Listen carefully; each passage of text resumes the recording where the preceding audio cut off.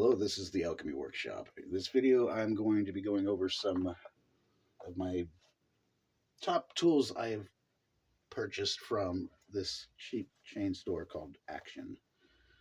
Uh, they have this store in Germany. It's from the Netherlands. I guess they have it in the UK. I'm not sure where else in Europe they have this store Action. If they have it in your country, let me know in the comments below. I'm kind of curious. I don't think it's in the US.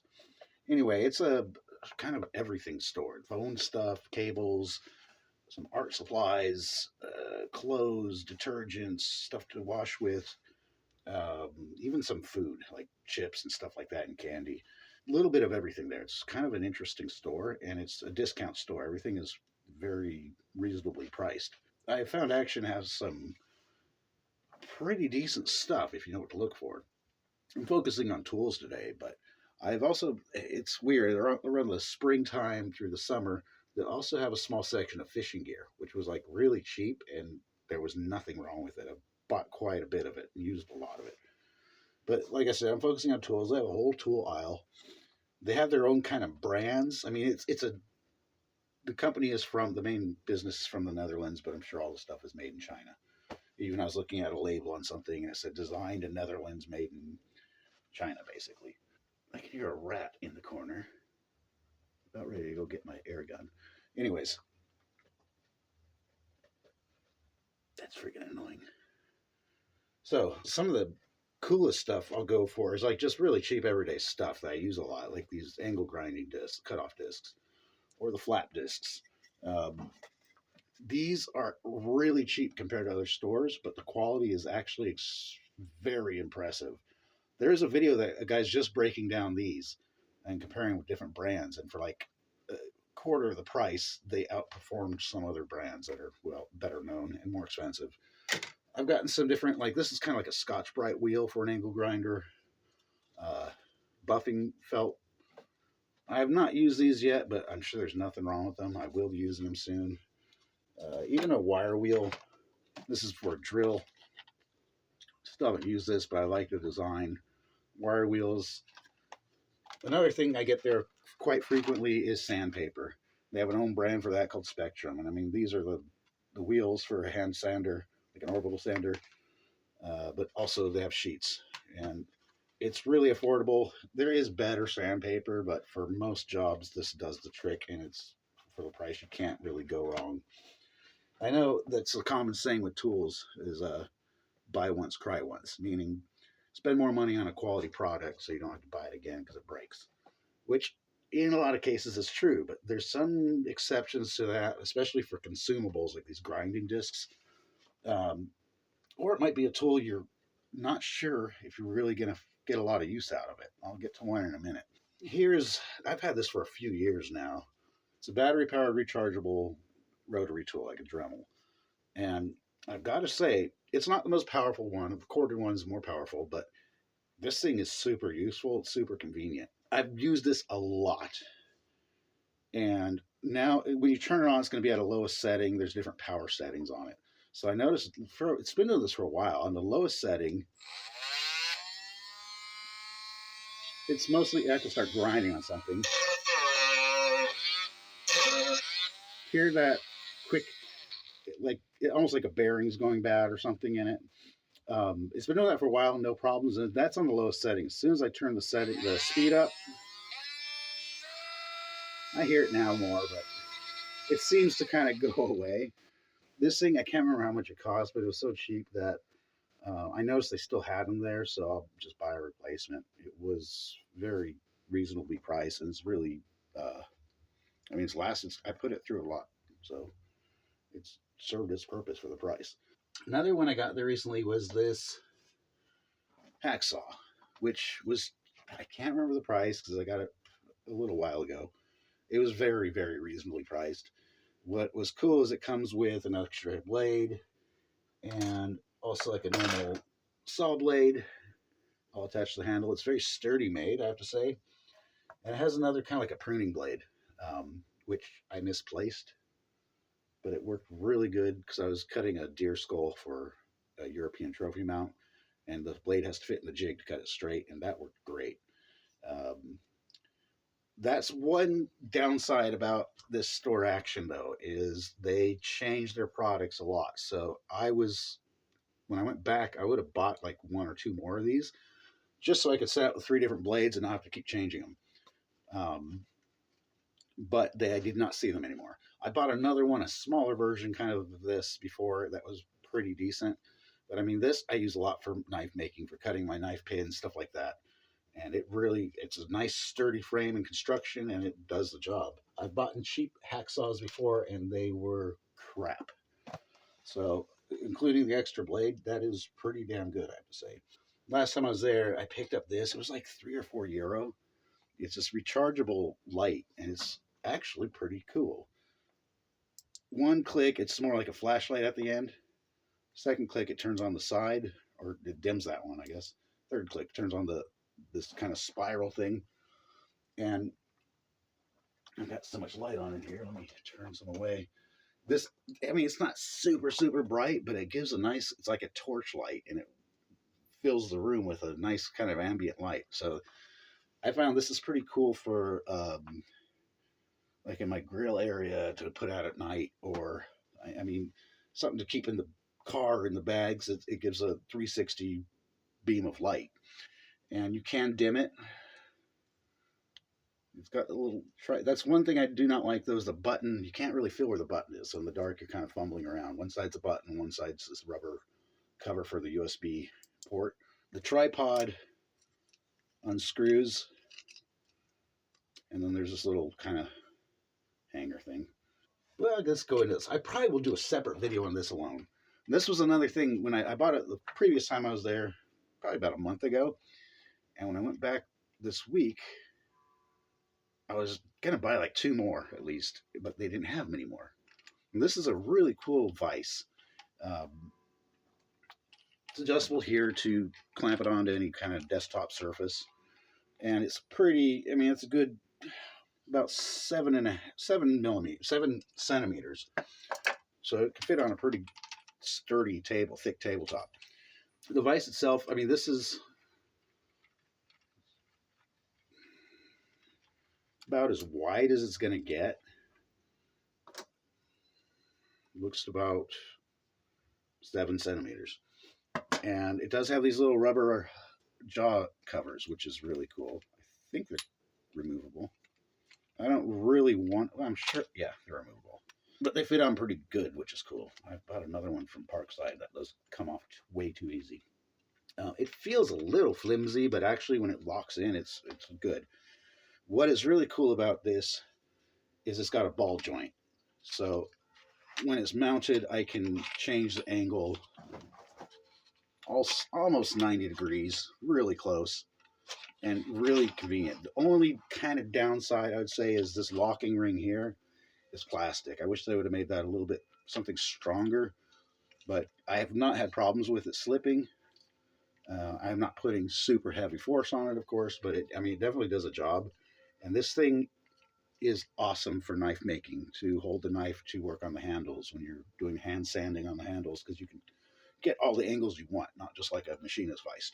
Another thing I have yet to try, but I think it'll work. There's a range safety officer at my work that has one. He brings in all the time to work on people's guns, to do cleaning or mounting the scopes or whatever. And it's like a portable vise like this that clamps on the table. It's made for guns, to hold a gun. And I think he paid like almost €300 for it. This was €8. So I've got to see I'm sure the gun will fit in here. I'm going to check it on my rifle. It's got the rubberized grip, so I'm not worried about damaging it. And just a vise to hold the rifle when you're using a cleaning rod. I think this will do the trick. And €8 instead of almost €300, sure. Not so much room here. The jaws are screwed on, so I'm thinking of trying to make my own attachment to also make a leather stitching pony for it. And now I think I'm on to the last thing I've got here. This one was kind of an impulse buy. I think it was just under €35. It's this little battery-powered chainsaw. It has a battery included. So I hate buying battery-powered tools because it's like, oh, that's a good price. And then you got to buy the battery, which is never cheap. And then the charger, which is never cheap. This had the battery included. It just uses another like USB cable, but USB-C to charge the battery.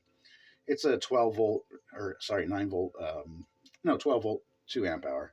So I was not expecting much for this thing. I mean, when I got out of the box, I was like, well, this is a lot smaller than it looked like. Got the little blade scabbard, the bar scabbard. And I mean, that's about a 11 centimeter bar. When I saw this safety thing, I was like, that's pretty annoying. Maybe I'll take it off, but there's no kind of kickback handle.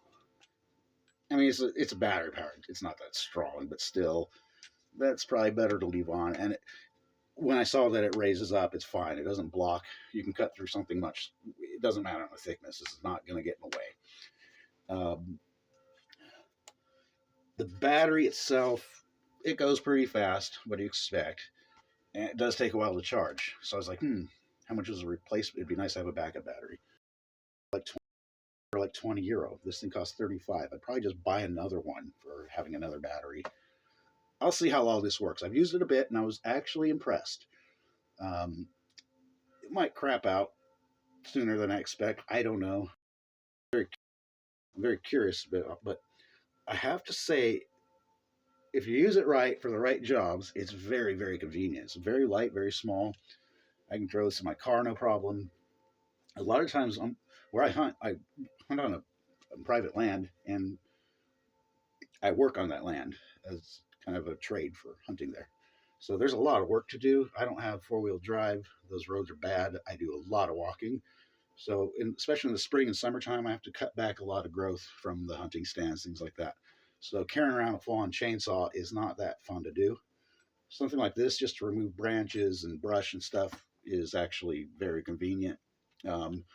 91 decibels, so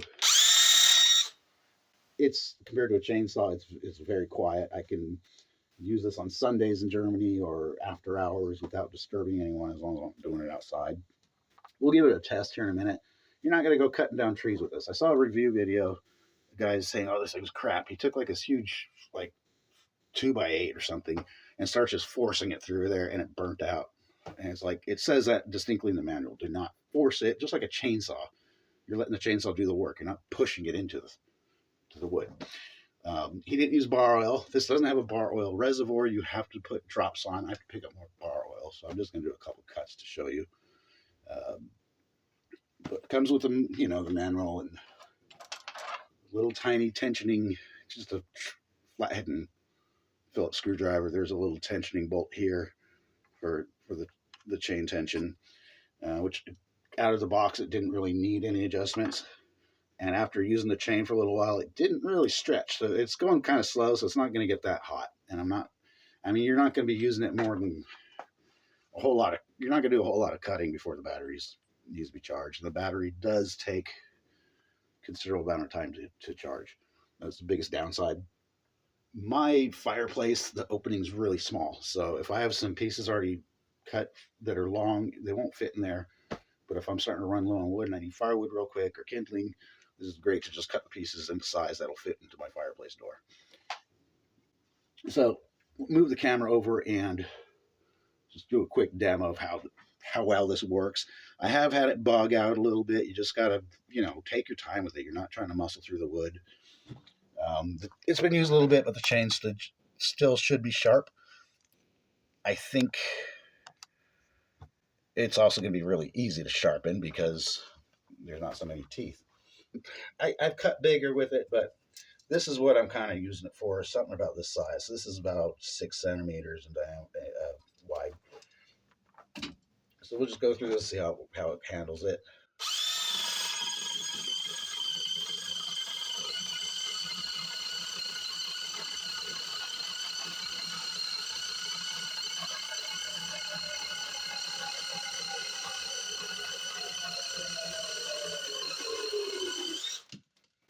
And this is actually pretty hard wood. Can't remember what it is, but I can tell, and I remember just by the design, the way it looks. It's a harder wood. And that went through it pretty easily. For this size material, in the past I've been using, when I want to do it quietly, when I don't want to start my chainsaw, or I want to do it inside, or I don't want to breathe in carbon monoxide, I was using a Sawzall, like a reciprocating saw. And I think this is actually better alternative to that. So you see,